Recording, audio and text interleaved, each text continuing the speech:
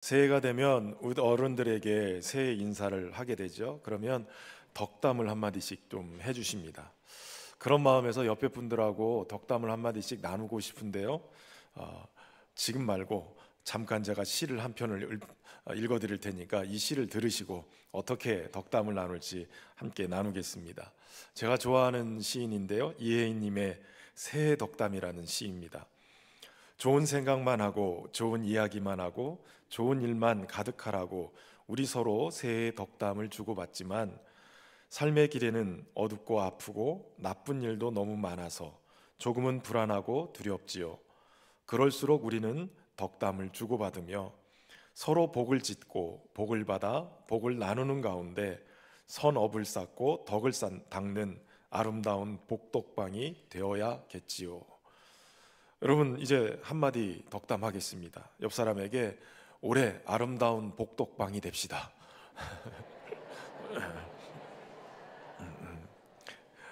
때로는 어렵고 힘든 일도 많겠지만 서로 복을 짓고 복을 받아 복을 나누는 가운데 선한 일들을 덕 쌓고 덕을 닦는 복덕방으로 살아갈 수 있기를 주의 이름으로 축원합니다. 여러분, 오늘 본문은 우리에게 새날을 주신 하나님이 어떤 분인지를 찬양하고 있습니다. 올 한 해 우리가 경험하고 붙들어야 될 하나님은 바로 이런 분이시다라는 거죠. 오늘 함께 말씀을 통해서 어떤 하나님을 붙들어야 될지, 아니 하나님의 어떤 부분을 우리가 붙들고 살아야 될지 함께 살펴보겠습니다. 우선 하나님은 지혜로 만물을 지으셨다라는 거예요. 오늘 본문의 시인은 하나님이 온 세상을 창조한 위대한 하나님이라고 선포하고 있습니다. 지구와 우주 그리고 그 안에 있는 모든 존재를 창조하신 분이 곧 여호와 하나님이시다. 그러므로 찬양해야 된다라고 얘기를 하고 있습니다. 특별히 오늘 본문의 27절은 이 부분을 더욱더 명확하게 얘기하고 있죠. 우리 24절 말씀을 같이 한번 읽어보겠습니다. 여호와여, 주께서 하신 일이 어찌 그리 많은지요. 주께서 지혜로 그들을 다 지으셨으니 주께서 지으신 것들이 땅에 가득하니이다. 아멘. 여러분, 하나님은 엄청난 일을 하셨어요. 하늘과 땅의 모든 세상의 모든 것들을 다 지으셨다는 거예요. 어찌 그렇게 많은 일을 하셨습니까? 라고 감탄하면서 하나님을 찬양해요. 그런데 거기 거하는 모든 생물을 다 가득가득 지으셨는데 그냥 지은 게 아니라 지혜로 지으셨다라고 얘기하고 있어요. 여러분, 하나님은 지혜가 무한하신 분이세요. 그러니까 그 생물이 거기에 존재하는 것은 하나님의 지혜로 말미암은 거예요. 여기에는 무엇이 담겨 있냐면 어떤 존재도 함부로 아무렇게나 우연히 만들어져서 떨어진 존재가 없다는 거예요. 다 하나님의 지혜로 말미암아서 그 시간에 그 순간에 그곳에 있도록 하나님이 지으셔서 보내셨다는 거예요. 오늘 우리에게 새날을 주신 하나님은 우리에게 이 새날을 살아갈 수 있도록 지혜로 그날을 준비하고 계셨다는 거죠. 여러분, 하나님이 그 지혜로 우리를 인도하심을 믿고 그 선하심의 하나님의 인도함을 받고 사는 저와 여러분 되기를 주의 이름으로 축원합니다. 그래서 오늘 시편 기자는 1절부터 하나님이 어떤 일을 하셨는가를 아주 기가 막히게 설명하고 있어요. 창조주 하나님은 빛을 왕의 옷으로 삼아서 입으시고 하늘과 물을 그의 궁궐로 삼으시고 구름으로 수레를 삼고 바람을 날개로 삼아서 바람과 불꽃을 신하로 삼고 살아가시는 거예요. 땅에 기초를 놓고 바다를 덮은 후에 물을 꾸짖어서 땅과 물의 경계를 확정하시고 산과 골짜기를 지으셨어요. 바다의 물을 제어하신 여호와께서 동식물들이 쓸 수 있는 물과 그리고 물을 이 산과 골짜기에서 솟아나게 만드시고 주님의 누각에서 비가 내리게 하심으로 열매를 맺게 하시고 그 열매를 통해 가축과 사람이 먹고 마실 수 있도록 만들어 주신 거예요. 그리고 나무가 자라서 사람들에게는 건축 자재가 되고 짐승들에게는 거할 처소가 되게끔 만들어 주신 거죠. 놀라운 것은 모든 생물은 주님이 지으셨기 때문에 주님께서 그들에게 때를 따라 먹을 것을 주시는 거예요. 그래서 27절에 이렇게 고백하는 거예요. 이것들은 다 주께서 때를 따라 먹을 것을 주시기를 바라나이다. 주께서 주신즉 그들이 받으며 주께서 손을 펴신즉 그들이 좋은 것으로 만족하다가 라고 기록하고 있어요. 그러니까 여러분, 여기에 주님께서는 책임 있는 일을 하시는 거예요. 지어놓고 그냥 너희들끼리 알아서 살아라 라고 모른 척 하시는 게 아니에요. 놔놓고 버리는 존재가 아니라 지어놓으시고 주님이 책임지시는 거예요. 때에 따라서 먹을 것을 주시고, 그리고 그의 손을 펴서 그냥 주시는 것도 아니고 좋은 것으로 만족하게 하시는 거예요. 하나님께서 오늘 우리를 택하시고 우리를 이곳에 있게 하신, 하나님이 때를 따라서 먹을 것을 주시고 그것도 좋은 것으로 만족하게 주실 줄로 믿습니다. 염려하고 걱정할 것이 아니라 하나님이 주시는 것들을 받으며 사는 저와 여러분이 되기를 주의 이름으로 축원합니다. 여기에는 창조주로서 하나님의 위엄과 권능이 나타나는 것뿐만 아니라 피조물을 향한 하나님의 배려와 사랑이 담겨 있는 것을 보게 되어져요. 예수님은 광활한 대지를 바라보면서 들에 핀 백합화도 하나님이 입히시고 공중 나는 새도 하나님이 먹이시거늘 하물며 너희일까 보냐, 주님이 이렇게 말씀하시는 거예요. 믿음의 눈을 들어서 보면 하나님이 먹이시고 입히시는 것이 보이고 그 은혜 속에 사는 것을 깨닫게 되는 거예요. 저와 여러분이 좋은 것으로 먹이시고 입히시는, 만족함을 주시는 하나님의 은혜 붙들고 올 한 해 염려 걱정하지 말고 주님과 함께 동행하는 은혜가 있기를 주의 이름으로 축원합니다. 그런데 학자들이 연구해 보니까 오늘 시편 104편이 기원전 14세기 이집트의 제18대 왕조 파라오 아멘호텝 4세가 지은 시와 굉장히 유사하다라는 것을 발견을 했어요. 이 시는 태양신 아톤에게 바쳐진 찬송시인데 어쩜 그렇게 지금 104편이 그것을 뺏겨서 쓴 것처럼 그렇게 썼는지 너무 유사하다고 그렇게 연구를 발표한 거예요. 도대체 이게 뭔가, 하나님을 찬양하는 찬송시가 왜 이방신을 찬송하는 찬송시를 가져다가 썼는가. 아마도 이 시편 기자는 이 시를 너무나도 잘 알고 있었던 것 같아요. 그리고 그것을 가져다가 하나님을 찬송하는 시로 만들었는데 이것을 통해서 뭔가를 얘기하고 싶었던 것 같아요. 그것이 무엇인가 오늘 함께 잠깐 살펴보면, 여러분, 이집트 사람들은 아침에 떠오르는 태양을 보면서 그것이 너무 위대해서 신이라고 추앙을 했어요. 다른 여러 신들도 많지만 그러나 이 태양신 아톤이 최고의 신이다, 그렇게 여겼어요. 그런데 문제가 있어요. 해가 기울고 이제 낮에서 밤으로 바뀌고 나니까 밤이 되니 아톤 신이 사라져버린 거예요. 그리고 암흑천지가 됩니다. 밝을 때 숨어 있었던 이 맹수들이 어둠에는 나와서 사람을 해코지하고 문제를 일으켜요. 도둑질도 낮에 하지 않고 도둑들도 어둠을 틈타서 가정의 모든 가산들을 다 훔쳐내는 거예요. 그러니까 이집트 사람들에게 밤은 태양이 없는, 아톤 신이 없는 그러한 시간이에요. 그래서 어서 빨리 아침이 되기를 바라고 태양, 이 아톤 신이 다시 돌아오기를 바라면서 그 밤을 공포 속에 맞는 거예요. 그런데 오늘 시편 기자는 이러한 이집트 사람들에게 이 시를 가지고 아톤 신을 막 찬양하는 그 시를 가져다가, 야, 너희가 그렇게 추앙하고 섬기는 태양신 이 아톤은, 이 태양은 잘못 믿는 거야. 그것은 창조주 하나님이 지으신 태양이야, 이렇게 얘기하고 있는 거예요. 아톤이 아니라 하나님께서 태양을 만드시고 하나님께서 오늘도 뜨게 하시고 이 태양을 운행하시고 만물을 살아갈 수 있도록 돌보시는 분이 바로 우리 창조주 하나님이야 라고 얘기하고 있는 거예요. 심지어 이집트 사람들이 두려워하던 밤도 하나님의 창조 질서 속에 그것도 따르고 있다는 것을 얘기해요.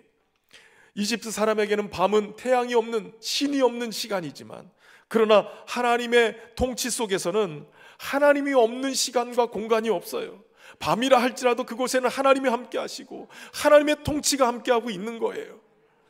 인생의 어둠을 뚫고 가는 인생들에게도 하나님은 거기서 멀리 있지 않아요. 같이 고통당하시고 같이 고난에 동참하고 계시는 분이에요.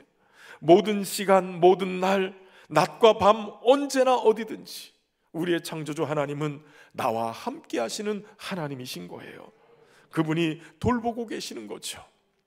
먹을 것을 주시되 좋은 것으로 만족을 누리며 살아갈 수 있도록 인도하시는 그 하나님, 그 하나님을 늘 인정하고 내 눈에 주님이 보이지 않아도, 내가 어려움 속에서 주님이 손길을 경험하지 못하고 있다고 할지라도 여전히 세상을 주관하시고 돌보시고 다스리시는 그 하나님께서 우리를 기억하시고 좋은 것으로 만족하게 하신다는 사실을 믿고 주의 은혜로 주님과 동행하며 살기를 주의 이름으로 축원합니다. 두 번째는 성령님은 만물을 창조하며 새롭게 하시는 분이시라는 거예요. 여러분, 하나님은 우리를 새롭게 하시는 창조주세요.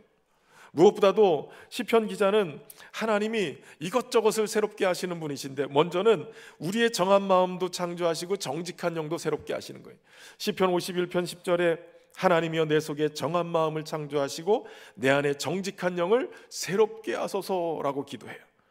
그리고 심지어는 우리의 청춘을 독수리같이 새롭게 하신대요. 시편 103편 5절에 좋은 것으로 내 소원을 만족하게 하사 내 청춘을 독수리같이 새롭게 하시는도다. 여러분, 인생의 청춘을 돌려달라고 노래만 하지 말고 주님 앞에 나와서 독수리같이 새롭게 하시는 주님의 은혜를 누리며 살기를 주의 이름으로 축원합니다. 사도 바울은 아예 에베소서 4장 23절에 오직 너희의 심령이 새롭게 되어 하나님을 따라 의와 진리의 거룩함으로 지으심을 받은 새 사람을 입으라 라고 얘기해요. 로마서 12장 2절에는 너희는 이 세대를 본받지 말고 마음을 새롭게 함으로 변화를 받아 하나님의 선하시고 기뻐하시고 온전하신 뜻이 무엇인지 분별하도록 하라 라고 얘기합니다. 여러분, 우리의 마음도 창조하시고 영도 새롭게 하시고 청춘을 새롭게 하시는 하나님이 우리의 심령과 우리의 마음을 온전히 새롭게 해서 새 사람 되게 만드시는 거예요. 심지어는 어디까지 새롭게 만드시냐면 골로새서 3장 10절에 새 사람을 입었으니 이는 자기를 창조하신 이의 형상을 따라 지식에까지 새롭게 하심을 입은 자니라. 우리를 거듭나게 하고 새롭게 하시는 하나님은 세상의 지혜, 지식도 새롭게 하실 뿐만 아니라 우리가 하나님을 아는 지식을 새롭게 하시는 분이세요. 예수님을 통해서 우리가 하나님을 더 깊이 알아가면서 하나님을 그 전까지 알았던 하나님, 완전히 새로운 하나님이 아니라 그 하나님보다 그 하나님에 더해서 정말 주님을 더 깊이 경험하고 더 풍성히 경험하는 그러한 은혜를 누릴 수 있기를 주의 이름으로 축원합니다. 이렇게 우리를 새롭게 하는 것이 가능한 것은 만물을 새롭게 하시는 창조의 영이신 성령님이 계시기 때문에 그래요. 그래서 디도서의 3장 5절에 이렇게 얘기합니다. 우리를 구원하시되 우리의 행한 바 의로운 행위로 말미암지 아니하고 오직 그의 긍휼하심을 따라 중생의 씻음과 성령의 새롭게 하심으로 하셨나니라고 얘기해요. 우리를 거듭나게 하실 뿐만 아니라 우리를 새롭게 하시는 분이 성령님이세요. 그래서 오늘 본문에도 30절에 이렇게 얘기하죠. 주의 영을 보내요 그들을 창조하사 지면을 새롭게 하시나이다. 주님의 영을 보내셔서 창조하셨고 새롭게 하시는 일을 하셨다는 거예요. 여러분, 하나님이 천지를 창조하실 때 창세기 1장 2절에는 그 땅이 혼돈하고 공허하며 흑암이 깊음 위에 있었다고 그래요. 그런데 거기에 하나님의 영은 수면 위에 운행하셨다는 거예요. 땅이 혼돈하고 공허하고 흑암이 깊음 위에 있어서 완전히 무질서하고 공허하고 엉망인 것 같은데, 그런데 하나님의 영이 그 수면에 운영하고 계셨어요. 그 얘기는 무슨 얘기냐면 하나님의 영이 그나마 그것들을 붙잡고 계셨다는 거예요. 완전히 망가지지 않도록, 그 혼란으로 무질서로 완전히 무너지지 않도록 성령이 누르고 계셨다는 거예요. 그리고 하나님의 창조의 역사, 빛이 있으라라고 시작할 때 혼돈에서 질서를 만들어내시고 공허를 채우시고 빛을 비춰서 흑암을 몰아내신 그분이 바로 하나님의 영이신 성령이셨다는 거예요.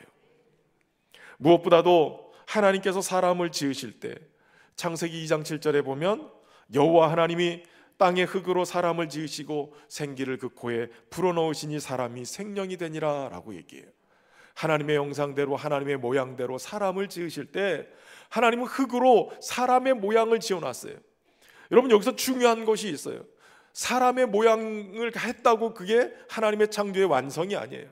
사람의 모양으로 지어놓고 그 코에 하나님의 영이신 성령의 생기를 불어넣으셔서 사람을 생명되게 만드신 것이 하나님의 창조의 원리예요. 다시 말하면 사람으로만이 아니라 하나님이 살아있는 존재, 살아있는 영적인 존재로서의 생명을 우리에게 만들어 주셨다는 거예요. 하나님은 영이세요. 그렇기 때문에 영이신 하나님과 교제하기 위해서는 우리가 영적인 존재가 돼야 돼요. 그래서 하나님과 교제할 수 있도록 우리를 생명되게 만드신 거예요.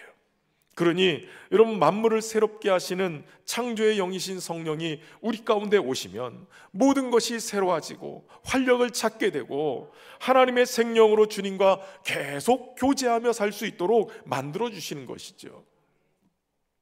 이렇게 함으로 하나님은 31절에 여호와의 영광이 영원히 계속되게 하셨어요. 그리고 여호와는 자신이께서 행하시는 일로 말미암아 즐거워하시리로다라고 고백합니다. 하나님의 영광이 지속되게 하는 것은 계속해서 창조의 영이신 성령의 역사로 만물을 새롭게 하심으로 하나님의 영광이 지속되게 하시는 거예요. 그리고 그 일을 하나님이 기뻐하시고 즐거워하시는 거죠.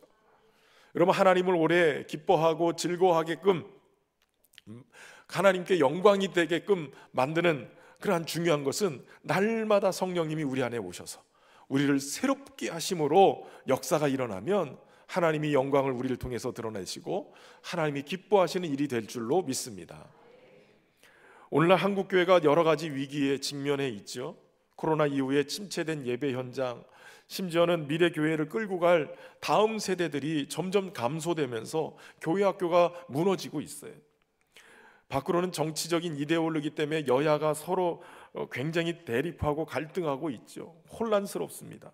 세속주의적인 가치관, 그리고 물질주의, 기후 환경의 위기, 무엇보다도 교회의 위기는 도덕성을 상실한 이 기독교 이단과 사이비들이 등장하면서 그거나 이거나 똑같다 이렇게 받아들이는 거예요.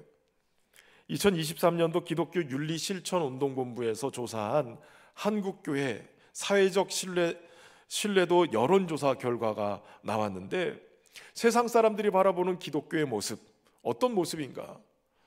이기적이고 정직하지 못한 언행을 행사하고 지나치게 정치적으로 편향되어 있으며 기복주의를 강조하고 남을 배려하지 못하고 사회에 무관심한 사람들이 기독교인이다, 이렇게 평가를 했다는 거예요. 여러분, 성경에서 가르치고 있는 기독교인들은 어떻습니까? 거의 이거와 반대의 모습인 거예요. 하나님의 말씀대로 살면 이렇게 살지 못하는 거예요. 하나님의 말씀대로 살지 못하면서 한국교회가 위기를 경험하고 있는 거예요. 그러면서 점점 기독교로부터 이탈하면서 기독교인들이 감소되고 교회가 성장은 못할 망정 침체되고 퇴보되는 상황이 벌어지고 있어요. 여러분, 우리 교단만 해도 2023년도 한 해만 해도 5만 6천 명이 줄었어요. 다른 것까지 포함하면 수십만 명이 줄은 거예요. 교회 숫자도 우리 교단만 해도 55개가 줄었어요. 이게 굉장히 심각한 문제죠. 그럼 이걸 어떻게 해결할 거냐? 어떻게 교회가 본질을 회복하고 이 회복을 넘어서 부흥을 경험할 수 있을 것인가? 우리 총회가 연구하고 나타난 게 뭐냐면 결론은 성령님밖에 없다는 거예요. 만물을 새롭게 하시고 창조하시고 부흥을 주시는 분은 오직 성령님밖에 없다는 거예요. 종교개혁가 깔뱅은 하나님을 인식하는 것은 오직 성령에 의해서만 가능하다라고 얘기했어요. 칼바르트도 같은 말을 했습니다. 그러니까 성령 안에서 우리는 예수 그리스도를 통해서 하나님을 알 수 있게 된다는 거죠. 다시 말하면 성령님이 없이는 예수님을 온전히 알 수도 없고 하나님도 온전히 알 수 없기 때문에 우리가 참된 믿음을 가지고 사는 것 자체가 불가능하다는 거예요. 그러니까 한국교회가 지금 마주한 이 위기를 극복할 수 있는 유일한 비결은 하나님을 제대로 알고 하나님의 은혜를 제대로 받고 부흥을 경험해야 되는데 그것은 바로 성령님으로만 가능하다는 거죠. 성령님은 만물을 새롭게 하시는 창조의 영으로 우리 안에 생기를 불어넣어 살리시고 새롭게 함으로 새로운 시대를 살아갈 수 있도록 하시는 분이세요.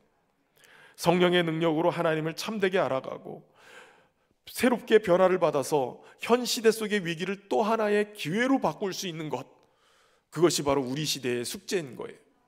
저는 소망하기는 우리 모든 성도들이 바로 이 성령님 안에서 그분의 능력으로 충만하여서 날마다 새로워지고 부흥의 역사를 써내려가는 저와 여러분 되기를 주의 이름으로 축원합니다. 세 번째는 죄인들의 땅에서 찬양과 기도는 산자의 특권이라는 거예요. 여러분, 자연 만물을 주관하시는 하나님은 좋은 것으로 만족하게 하시죠. 또 주의 영을 보내셔서 만물을 새롭게 하시고 하나님의 영광을 영원토록 지속하게 만드십니다. 근데 오늘 시편 기자는 땅이 진동하고 연기가 나는 것을 보면서 중요한 결심을 두 가지 합니다. 그 첫 번째 결심은 뭐냐면 평생토록 여호와를 찬양하겠다는 거예요. 33절에 내가 평생토록 여호와께 노래하며 내가 살아있는 동안 내 하나님을 찬양하리로다 라고 얘기해요. 하나님의 위대하심과 만물을 사랑으로 돌보시는 것을 보면서 나는 평생 내가 살아있는 동안 하나님만을 노래하고 찬양하겠노라고 결심을 해요. 왜냐하면 나도 하나님의 피조물로 하나님의 돌보심을 받는 자이기 때문에 그런 거예요. 그리고 두 번째는 여호와로 말미암아 즐거워하며 기도하겠다는 거예요. 34절에 보면 나의 기도를 기쁘게 여기시기를 바라나니 나는 여호와로 말미암아 즐거워하리로다 라고 얘기해요. 그는 기도의 응답을 하시는 하나님 앞에 나가서 그분으로 말미암아 즐거워하기로 결심을 합니다. 여러분, 기도는 하나님과의 만남이 일어나는 것이고 대화하는 거예요. 물론 기도를 우리의 소원을 아뢰는 거라고만 생각하는데, 그런데 기도가 깊어지면 깊어질수록 하나님의 소원이 우리 안에 밀고 들어와요. 그래서 깊은 기도의 세계를 들어가면 하나님과의 친밀한 교제 속에 하나님의 뜻을 품고 기도를 삶으로 살아내는 삶이 이어지게 되는 거죠. 관계가 좋으면 우리는 계속해서 대화하고 싶고 같이 있고 싶어 해요. 그러나 관계가 문제가 생겨버리면 그 사람과 말 섞는 것조차도 싫고 인사하기도 싫고 떨어져 지내고 싶은 거예요. 그러니까 지금 오늘 시편 기자가 나는 여호와로 말미암아 즐거워하리로다, 이 얘기는 그가 기도를 통해서 하나님과 좋은 관계를 맺고 기도를 통해서 하나님과의 친밀한 관계 속에 하나님이 좋아지는 거예요. 즐거워지는 거예요. 그렇게 하다 보면 찬양과 기도를 통해 하나님과 좋으신 그 하나님과 좋은 관계 맺으면서 동행하며 살게 되는 것이죠. 저는 소망하기는 저와 여러분이 올 한 해 기도와 찬양을 통해 우리 주님과 좋은 관계 맺고 또 그 주님으로 말미암아 사는 은혜가 있기를 바랍니다. 사실 35절에 보면 죄인들을 땅에서 소멸하시며 악인들을 다시 잊지 못하게 하시리로다라고 고백하는 걸 봐요. 하나님은 그렇게 다스리시면서 의로우신 하나님이 죄인들을 땅에서 소멸하고 악인들을 심판하는 분이라고 고백하는 겁니다. 그러니까 심판과 멸망으로 죽은 자의 땅이 아닌 산자로서의 이 땅에서, 죄인들의 땅에서 내가 살아내고 내가 하나님의 백성으로 살기 위해서는 하나님을 찬양하고 하나님께 기도하고 주님과의 관계를 즐거워하는 그 일을 할 때 내가 산자가 될 수 있다는 거예요. 세속주의가 물들어 있는 이 땅에서, 죄악이 물들어 있는 땅에서 내가 하나님의 백성으로 거룩을 유지하며 살 수 있는 비결은 생명끈을 놓지 않아야 되는 거예요. 그게 찬양이고 그게 기도인 거예요. 올 한 해 저와 여러분이 삶의 우선순위에 이것을 가장 우선순위에 놓고 주님과 동행하며 살아갈 수 있기를 주의 이름으로 축원합니다. 새해 첫 예배의 시간, 우리에게도 이런 기도와 결단이 필요할 줄로 믿습니다.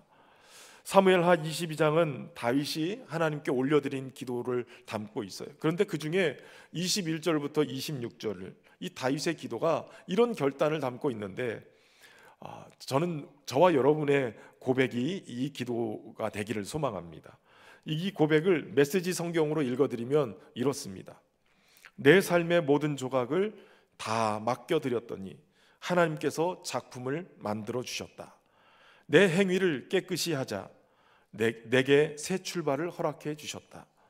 진정 나는 하나님의 도에 늘 정신을 바짝 차렸고 하나님을 예사롭게 여기지 않았다. 매일 나는 그분이 일하는 방식을 유심히 살피며 하나도 놓치지 않으려 애쓴다.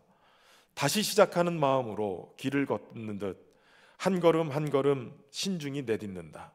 내 마음을 열어 보여드리자 하나님께서 내 인생 이야기를 다시 써주셨다. 내 삶의 모든 조각을 하나님께 맡겨드리면 우리의 인생을 작품이 되게 하실 거예요. 우리의 마음 문을 열고 창조주 하나님, 아름답게 새 일을 행하시는 그 하나님을 모셔드리면 하나님이 내 인생의 이야기를 새롭게 써주실 줄로 믿습니다.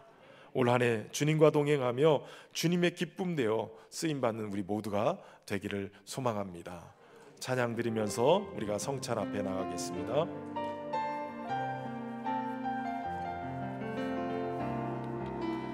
나 주님의 기쁨 되기 원하네. 내 마음을 새롭게 하소서. 새 무대가 되게 하여 주사. 주님의 빛 비추게 하소서. 내가 원하는 한 가지 주님의 기쁨이 되는 것. 내가 원하는 한 가지 주님의 기쁨이 되는 것. 겸손히 내 마음 드립니다. 겸손히 내 마음 드립니다. 나의 모든 것 받으소서. 나의 마음 깨끗게 씻어주사. 주의 길로 행하게 하소서. 내가 원하는 한 가지 주님의 기쁨이 되는 것. 내가 원하는